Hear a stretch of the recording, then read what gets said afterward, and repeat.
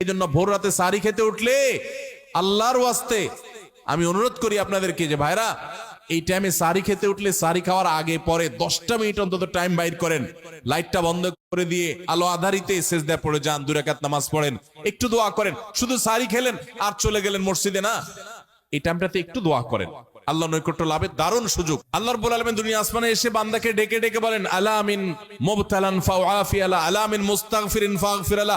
তোমাদের মধ্যে কেউ ক্ষমা প্রার্থনাকারী আছে যাকে আমি ক্ষমা করব? কোন বিপদগ্রস্ত আছে যাকে বিপদ আমি দূর করব? আল্লাহ ডেকে ডেকে এগুলা দেন।